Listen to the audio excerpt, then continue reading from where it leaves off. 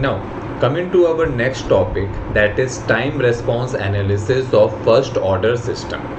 तो देखो, time response analysis of first order system हम लोग डिफरेंट पार्ट्स में पढ़ने वाले हैं, तो हर एक पार्ट्स को आपको ध्यान से समझना है और सुनना है, ठीक है।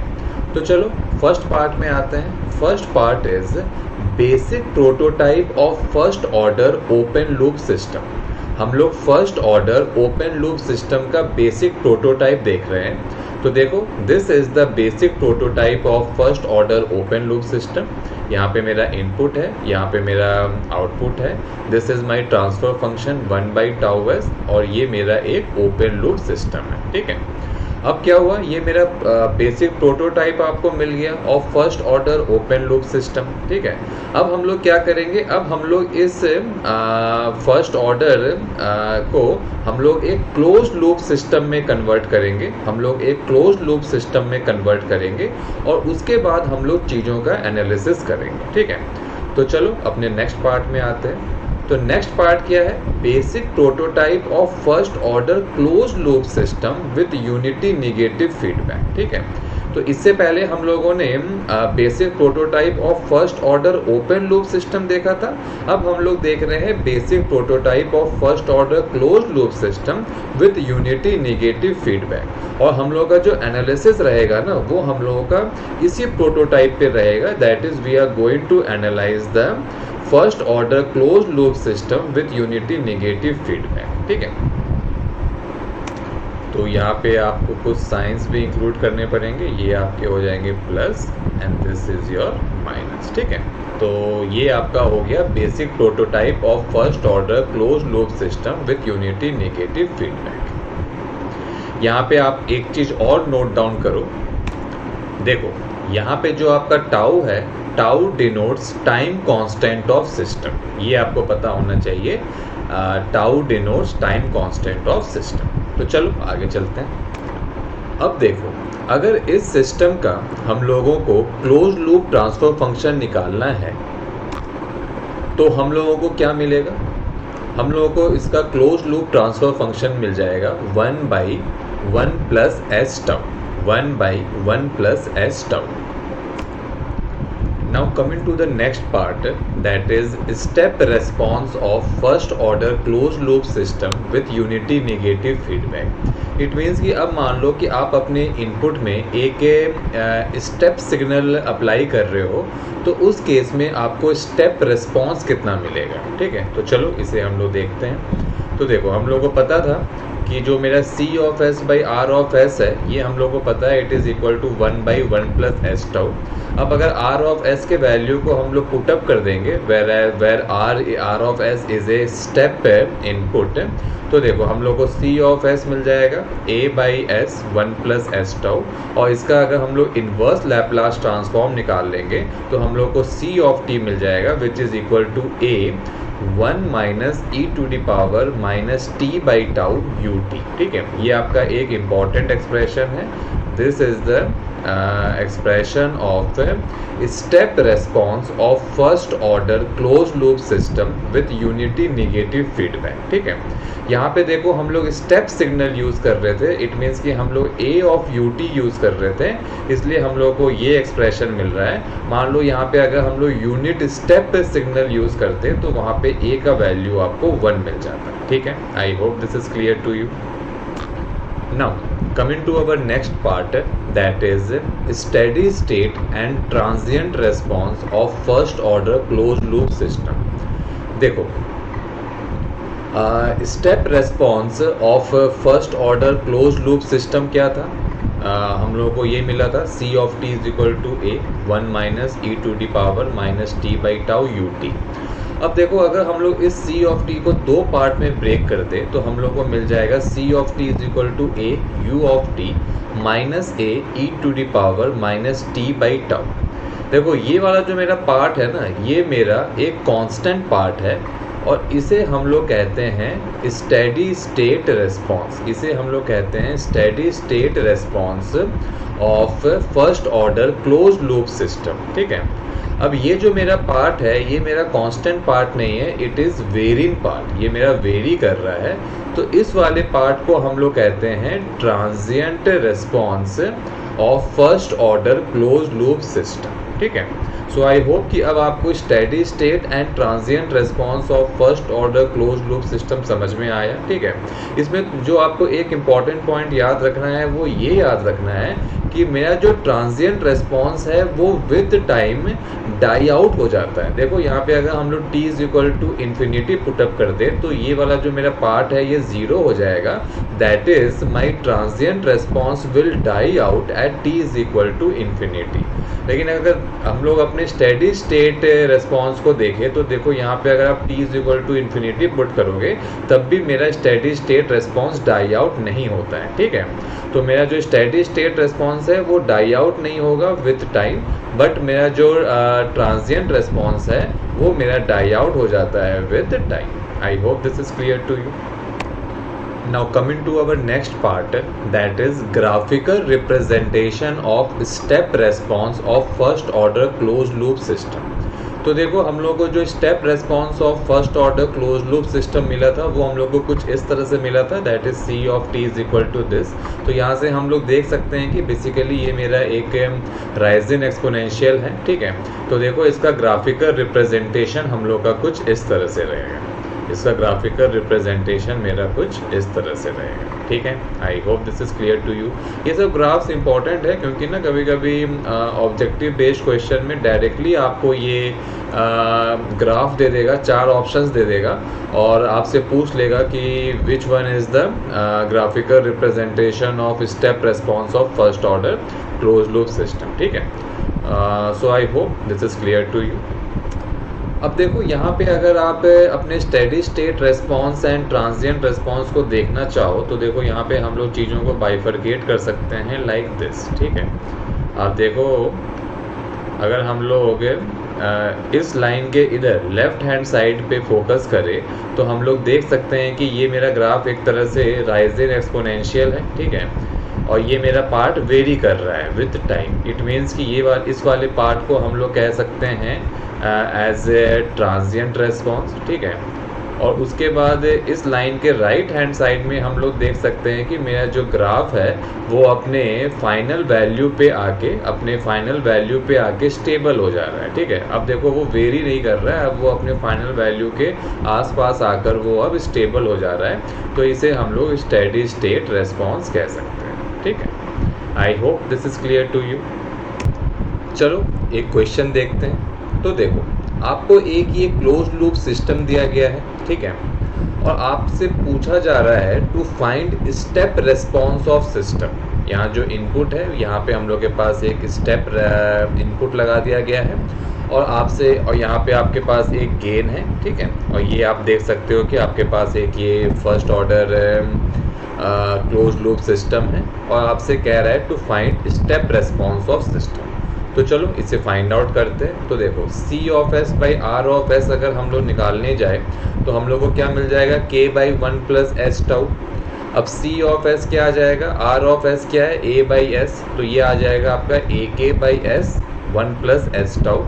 यहाँ से अगर आप इन्वर्स लैप्लास ट्रांसफॉर्म निकालोगे तो आपको C ऑफ T मिल जाएगा AK into 1 minus E to the power minus T by tau UT, ठीक है। तो बेसिकली यहाँ पे ना इस क्वेश्चन को लेने का सबसे मेन मकसद ये था कि देखो यहाँ पे हम लोग इनपुट लगा रहे हैं स्टेप इनपुट जिसका एम्पलीट्यूड है A, ठीक है। लेकिन जब हम लोगों को फाइनल रेस्पॉन्स मिल रहा है, जब हम लोगों को फाइनल स्टेप रेस्पॉन्स मिल रहा है तो देखो यहाँ पे हम लोग को A नहीं मिल रहा है, यहाँ पे हम लोग को AK मिल रहा है। यहाँ पे हम लोग को AK मिल रहा है इसका एम्पलीट्यूड। ये K कहाँ से आ रहा है, ये K मेरा ये जो गेन है वहाँ से आ रहा है, ठीक है। इट मीन्स कि आपको ये ध्यान रखना है कि अगर आपके पास एक first order close loop system दिया गया है और आपसे स्टेप रेस्पॉन्स निकालने के लिए बोला जा रहा है, ठीक है, तो आप इनपुट सिग्नल के एम्पलीट्यूड पे आप फोकस नहीं करोगे, बेसिकली आप नेट इनपुट पे फोकस करोगे। नेट इनपुट क्या है? वो इनपुट जो आपके इस समर में आ रहा है, ठीक है। इस समर में मेरा नेट इनपुट कितना आ रहा है? इस समर में मेरा नेट इनपुट AK/S आ रहा है, ठीक है। तो हम लोग को हमेशा नेट इनपुट पे फोकस करना है, ना कि हम लोग को अपने गिवन इनपुट पे फोकस करना है, ठीक है। I hope this is clear to you. अब देखो इसका अगर हम लोग ग्राफिकल रिप्रेजेंटेशन निकाले ना, तो देखो यहाँ पे भी मेरा जो ग्राफ आ रहा है वो देखो मेरे उसको वो मेरा जो ग्राफ है वो फाइनली कहाँ पे स्टेबल हो रहा है? वो AK पे स्टेबल हो रहा है, ना कि वो A पे स्टेबल हो रहा है। मेरा इनपुट का जो एम्पलीट्यूड था वो A था, लेकिन मेरा जो नेट इनपुट का जो एम्पलीट्यूड है, मेरा जो नेट इनपुट का एम्पलीट्यूड है वो AK है, इसलिए मेरा ग्राफ AK पे सेटल हो रहा है। इट मीन्स कि मेरे नेट इनपुट पे सेटल हो रहा है, ठीक है। I hope this is clear to you. ये आपको ध्यान में रखना है जब भी आप क्वेश्चन को सॉल्व करो। Now coming to the next part, that is standard first order close loop system, ठीक है। तो देखो अगर हम लोगों को एक प्रैक्टिकल एग्जांपल देखना है of first order close loop system, then this circuit represents the practical example of first order close loop system. और ये सर्किट क्या है? This circuit is nothing but my RC low pass filter. It means कि मेरा जो RC low pass filter है, it is a perfect example of a practical first order close loop system, ठीक है। अब चलो इसे हम लोग अगर थोड़ा सा एनालाइज करें तो देखो इस सर्किट का अगर हम लोग ट्रांसफर फंक्शन निकालें तो हम लोग को क्या मिल जाएगा? C/R is equal to 1/1 plus SRC, ठीक है। इसमें देखो हम लोग का जो टाइम कांस्टेंट रहेगा tau, that is equal to RC। Time constant मिल जाएगा, tau is equal to RC। और मेरा 3 dB बैंडविड्थ क्या है? 3 dB bandwidth is equal to 1/RC and this is in radian per second. लेकिन अगर आपको 3 dB बैंडविड्थ हर्ज में निकालना है तो आपका 3 dB बैंडविड्थ क्या हो जाएगा? 1/2πRC हर्ज, ठीक है। तो देखो मेरा जो RC लो पास फिल्टर है उसके केस में आपको ये 3 रिजल्ट्स याद होना चाहिए, पता होना चाहिए, इंपॉर्टेंट रिजल्ट है। पहला है RC लो पास फिल्टर का जो ट्रांसफर फंक्शन है वो आपको पता होना चाहिए, उसका जो टाइम कांस्टेंट है वो आपको पता होना चाहिए, और उसका जो 3 dB बैंडविड्थ है both in case of radian per second and in case of hertz, ये आपको पता होना चाहिए, ठीक है। I hope this is clear to you. अब देखो इस ट्रांसफर फंक्शन को अगर हम लोग अपने first order close loop system से कंपेयर करें तो देखो उस केस में हम लोग को क्या मिला था? C/R is equal to 1/1 plus S term. तो आप देख सकते हो कि जो दोनों मेरा first order close loop system था और जो मेरा RC लो पास फिल्टर है, दोनों का ट्रांसफर फंक्शन सेम आ रहा है, बस यहाँ पे टाउ के जगह हम लोग का यहाँ पे RC आ रहा है, ठीक है। और हम लोगों ने देखा भी था, हम लोगों ने यहाँ पे देखा भी था कि मेरा first order close loop system of RC low pass filter का टाइम कांस्टेंट कितना होता है? RC होता है, ठीक है। So I hope this is clear to you. Now coming to the next part, that is delay time of first order closed loop system. तो देखो delay time is time taken by response to rise from 0 to 50% of final value और steady state value। तो चलो ये देखते हैं कि delay time कितना होता है और कैसे निकालते हैं। तो देखो first order close loop system का जो स्टेप रेस्पॉन्स है वो हम लोगों ने निकाल लिया था, C(t) इज दिस, ठीक है। अब डिले टाइम के डेफिनेशन के अकॉर्डिंग क्या है? डिले टाइम का डेफिनेशन कहता है time taken by response to rise from 0 to 50% of final value और steady state value. It means कि देखो at time t is equal to TD, where TD is the delay time, मेरा जो step response होगा that will be equal to 50% of steady state value. अब देखो 50% of steady state value को क्या हम लोग 0.5 इंटू C इन्फिनिटी कह सकते हैं? वह C infinity is steady state value और फाइनल वैल्यू, ठीक है। और देखो मेरा C इन्फिनिटी का वैल्यू कितना होगा? It will be equal to A। अगर इस वाले में आप t is equal to infinity put करोगे तो आपको c इन्फिनिटी a मिलेगा, ठीक है। बस आपके पास इक्वेशन आ गया, आप इस इक्वेशन को सॉल्व करो, आपका जो डिले टाइम है that will come out to be 0.69 tau. It means delay time of first order closed loop system is 0.69 tau, where tau is the time constant. I hope this is clear to you. Now coming to the next part, that is rise time.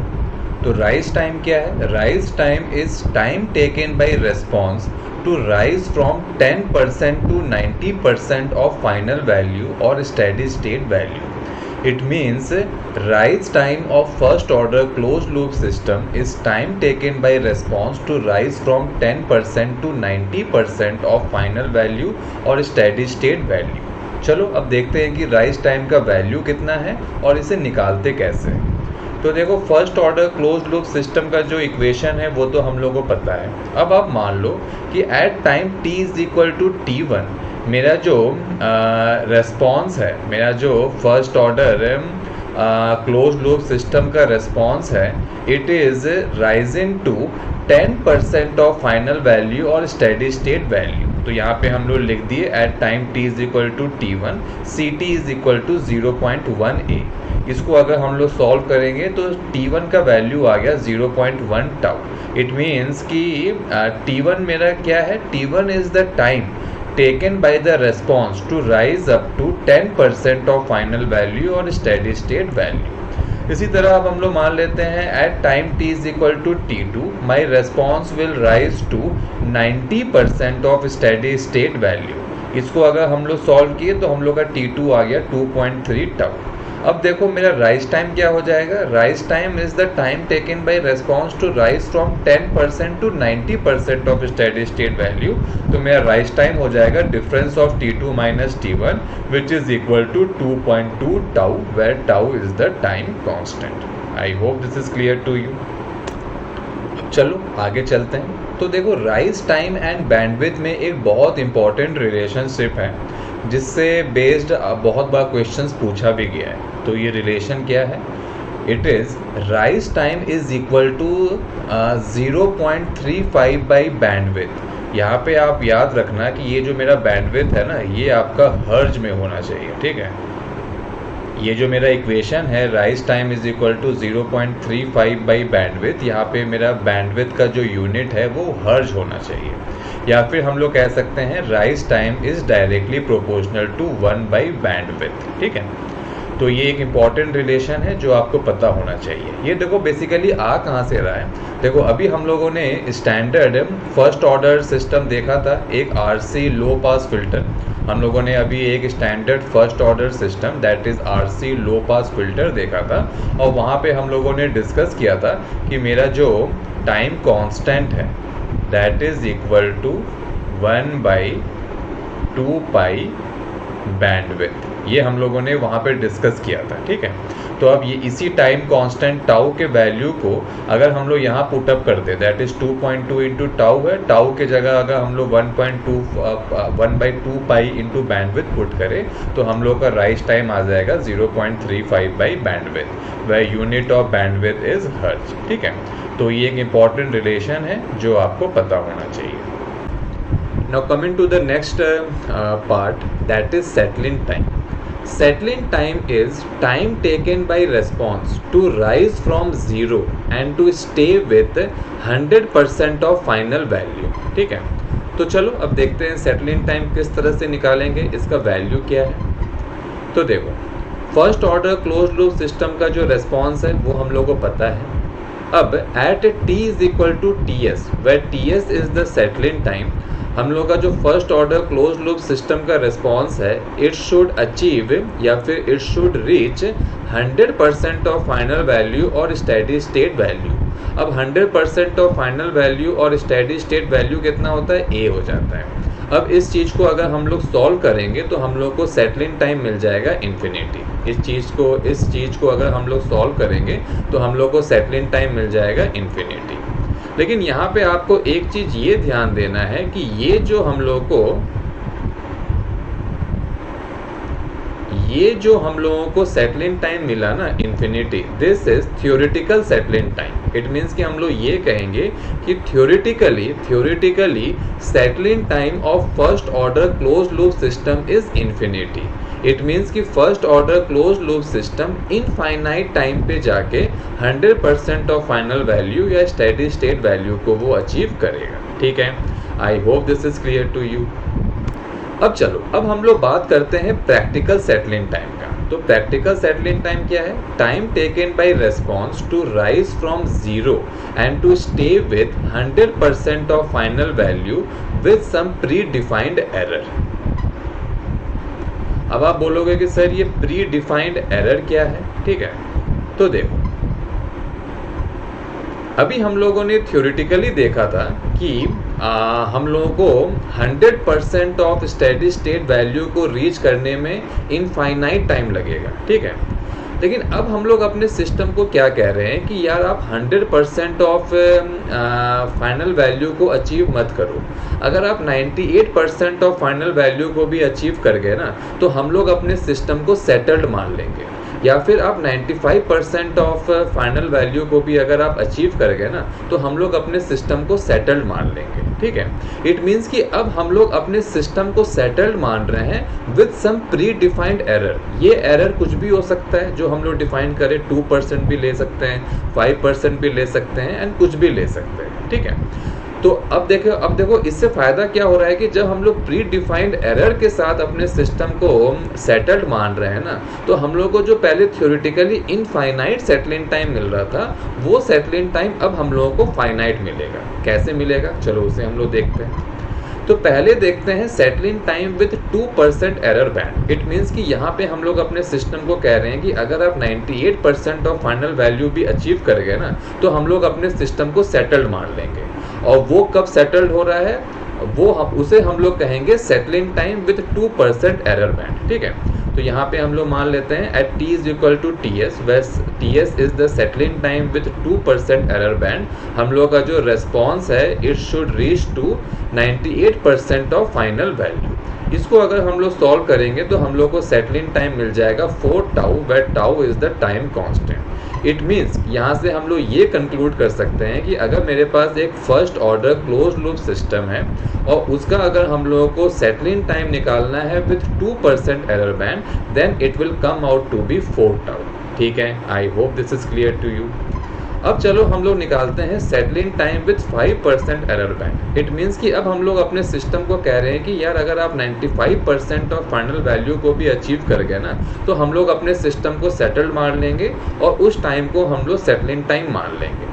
तो यहाँ पे देखो हम लोग को क्या मिल रहा है कि settling time of first order close loop system with 5% error band is coming out to be 3 tau. It is coming out to be 3 tau. ठीक है, अब यहाँ से हम लोग एक बहुत इंपॉर्टेंट कंक्लूजन ये ड्रॉ कर रहे हैं कि जैसे जैसे हम लोग अपने एरर बैंड को बढ़ा रहे हैं, वैसे वैसे मेरा सेटलिंग टाइम डिक्रीज हो रहा है। देखो थ्योरेटिकली क्या था, जब मेरे पास कोई एरर नहीं था तब तो मेरा सेटलिंग टाइम इनफाइनाइट था। अब जब हम लोग 2% एरर बैंड को इंट्रोड्यूस किए तो मेरा सेटलिंग टाइम 4 टाउ हो गया। और जब हम लोग 5% एरर बैंड को इंट्रोड्यूस किए तो मेरा सेटलिंग टाइम 3 टाउ हो गया। इट मीन्स कि जैसे जैसे हम लोग अपने एरर बैंड को बढ़ा रहे हैं, वैसे वैसे मेरा सेटलिंग टाइम डिक्रीज हो रहा है। ये एक इंपॉर्टेंट ऑब्जर्वेशन है जो आपको पता होना चाहिए। चलो अब हम लोग अगर ग्राफिकली देखना चाहे तो देखो, ये मेरा CT है। तो फर्स्ट केस ये देखो कि जब हम लोग कोई एरर को इंट्रोड्यूस नहीं किए थे, तो देखो मेरा ये जो कर्व है, ये देखो मेरा इनफाइनाइट टाइम पे जाके वो सेटल्ड हो रहा है। ठीक है, ये तो मेरा थ्योरेटिकल सेटलिंग टाइम हो गया।